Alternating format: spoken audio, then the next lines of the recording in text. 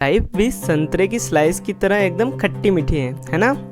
और इसी खट्टी मीठी लाइफ में 3 चीज़ें बड़ी यूनिक होती हैं, हेल्थ, टाइम और रिलेशनशिप। और वो इसलिए यूनिक होती है बिकॉज इन तीनों चीज़ों पर कोई प्राइस टैग्स नहीं होता, लेकिन इनकी रियल कीमत हमें तब पता लगती है जब हम इन्हें खो देते हैं। मानते हैं कि नहीं मानते हैं? मैं हूँ आपके साथ इरफान और आप सुन रहे हैं स्लाइस ऑफ लाइफ।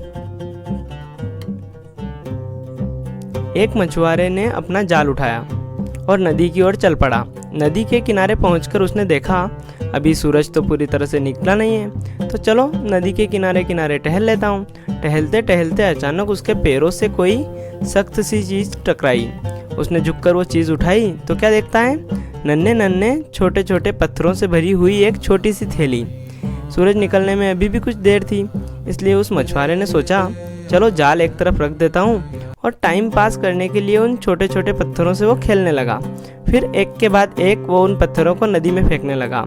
ऐसा करते करते आखिर में जब मछुआरे के हाथ में एक लास्ट पत्थर बचा था ना, इससे भी वो फेंकने ही वाला था, लेकिन तभी सूरज निकल आया और सूरज की रोशनी में उसने देखा कि उसके हाथ में पत्थर नहीं था, बल्कि वो एक बहुत ही कीमती हीरा था।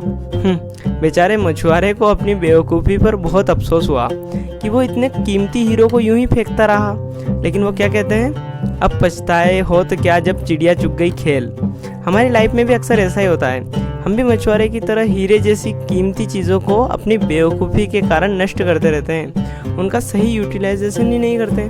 और ऐसी बहुत सी चीज़ें और ऐसे बहुत से काम होते हैं, और टाइम उनमें से एक है और सबसे इम्पोर्टेंट है। शुरू में हमें इसकी कीमत नहीं पता चलती, लेकिन जिस दिन कीमत पता चलती है ना, या फिर समझ आती है, उस दिन बहुत देर हो चुकी होती है। तो वो क्या कहते हैं, देर आए दुरुस्त आए।